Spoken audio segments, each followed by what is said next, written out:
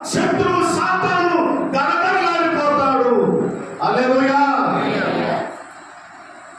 చేతులెత్తి ఏం చేయాలంట? ప్రార్థన. హల్లెలూయా.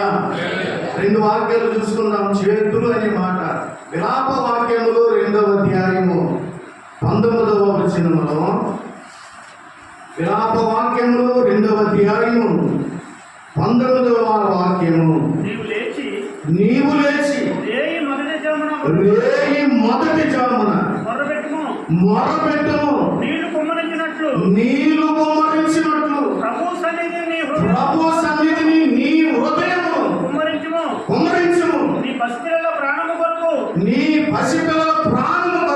చేతులను ఆయన తట్టు ఎత్తి ప్రతి వీధి మొగను. హల్లెలూయా. మరణము పిల్లల మీద ఎంత వేగంగా చూపిస్తుందో అర్థమవుతుందా?